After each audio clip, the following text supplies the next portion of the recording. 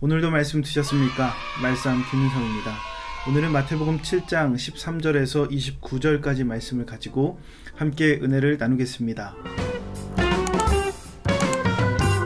대한민국에 열풍이 분다라고 한다면 지금은 단연 주식일 겁니다. 코스피 3000을 돌파하면서 많은 사람들이 주식으로 몰렸어요. 막 펀드에서 돈을 빼서 이제는 직접 주식에 투자하는 사람들이 대거 나올 정도입니다. 그런데 주식이 그렇게 단순하지 않습니다. 많은 사람이 몰리는 그 선택에 내가 편승한다고 해서 남들이 많은 이익을 내는 것처럼 나도 그런 이익을 내는 것이 보장되지 않습니다. 오히려 주식은 정확하고 빠르게 그 정보를 캐치한 사람들, 그래서 먼저 투자한 사람들, 적은 사람들이 훨씬 더 많은 이익을 갖게 됩니다. 그런데 왜 요즘 우리가 이렇게 많은 사람들이 주식에 투자하게 되는 걸까요? 그 이유를 곰곰이 생각해 봤습니다. 물론 사회적인 요인, 금리나 여러 가지 요인들도 있고 환경적인 요인들도 있겠지만 많은 사람들이 너도 나도 주식시장에 뛰어드는 걸 보면서 왠지 지금 하지 않으면 안 될 것 같은 그런 심리적인 요인도 있다는 겁니다. 그 안에는 다수가 하는 것이 진리고 그 다수가 모이는 곳에 내가 함께하지 않으면 나는 도태된다, 낙오한다 라는 그런 우리의 불안감이 함께하고 있는 겁니다.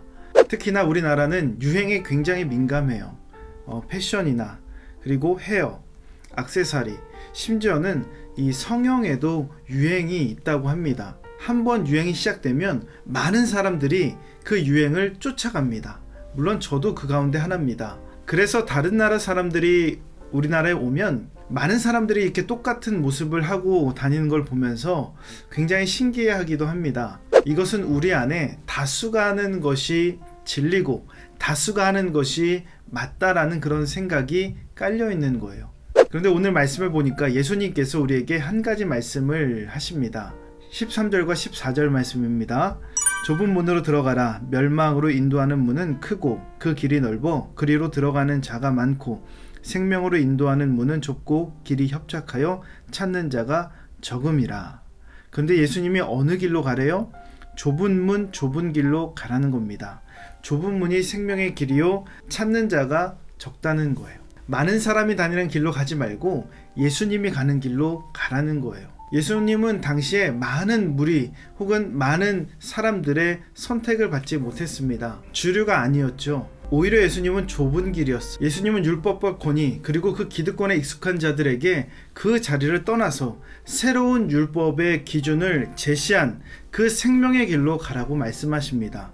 무엇입니까? 예수님의 가르침을 선택하는 삶의 그 변화를 예수님은 요청하고 계신 겁니다. 좁은 길, 생명의 길은 예수님의 길입니다. 그 가르침, 그 말씀을 따라가는 길이에요. 이전과 다른 삶의 모습으로 가야 돼요. 이전과는 다른 삶의 모습, 변화된 모습을 선택해야 된다는 겁니다. 그러기에 예수님의 길은 언제나 대가가 필요하고 언제나 변화가 따른다라는 겁니다. 우리가 말씀을 따른다는 것 어떻게 할 수 있습니까? 오늘 본문의 말씀을 보니까 17절과 18절 말씀, 이와 같이 좋은 나무마다 아름다운 열매를 맺고 못된 나무가 나쁜 열매를 맺나니 좋은 나무가 나쁜 열매를 맺을 수 없고 못된 나무가 아름다운 열매를 맺을 수 없느니라. 말씀을 따르는 길은 열매로 증명되는 거예요. 좋은 나무는 좋은 열매를 맺고 예수님의 가르침을 따르는 그 믿음은 그 가르침의 열매를 맺게 된다는 겁니다. 무엇입니까? 삶이에요. 믿음은 삶으로 연결되고 믿음은 삶으로 드러나는 겁니다. 예수님을 따르는 그 믿음, 그 가르침은 우리의 삶으로 드러나야 된다라는 거예요. 오늘 말씀 가운데 21절과 24절 말씀에 보면 더 정확하게 나와 있습니다. 나더러 주여 주여 하는 자마다 다 천국에 들어갈 것이 아니요 다만 하늘에 계신 내 아버지의 뜻대로 행하는 자라야 들어가리라. 24절, 그러므로 누구든지 나의 이 말을 듣고 행하는 자는 그 집을 반석 위에 지은 지혜로운 사람 같으니라. 주님의 이름을 부른다고 해서 주여 주여 한다고 해서 다 그 길을 가는 것이 아니에요.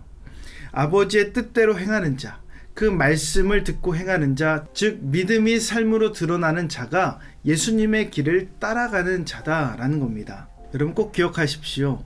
삶으로 번역되지 않는 믿음은 쉽게 쉽게 무너집니다.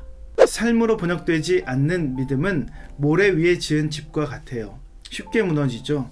바람이 불면, 그리고 파도가 치면 쉽게 내려앉는 것이 바로 번역되지 않는 믿음이에요. 내 삶으로 나타나지 않는 믿음입니다. 여러분의 삶은 어떻습니까? 여러분은 예수님의 길을 걸어가고 계십니까? 여러분의 삶은 모래 위가 아니라 단단한 반석 위의 집처럼 그렇게 드러나고 있습니까? 예수님의 길을 걸어가십시오. 다수가 그 길을 걷지 않는다고 하더라도 포기하지 마시고 의심하지 마십시오. 이 길이 생명의 기름을 우리가 반드시 기억해서 끝까지 걸어가야 된다라는 겁니다. 몇 가지 우리를 돌아볼 질문이 있습니다. 주변에 믿지 않는 사람들을 의식해서 믿음의 선택을 저버린 적이 있습니까? 우리의 삶의 모습을 보면 믿음의 상태를 알 수 있습니다. 나의 믿음의 상태가 지금 어떤지 점검해 보십시오. 오늘 예수님의 길을 따라가기 위해서 우리가 무엇을 해야 되는지 한 가지만 결단해 보십시오. 오늘 이 질문을 스스로 던져보시고 그 답을 찾으시면서 구체적인 실천 계획까지 세워보시기 바랍니다. 오늘 말씀의 내용이 도움이 되셨다면 좋아요와 구독 꼭 눌러주시고 오늘 이 말씀이 여러분의 삶이 되기를 예수님의 이름으로 축복합니다.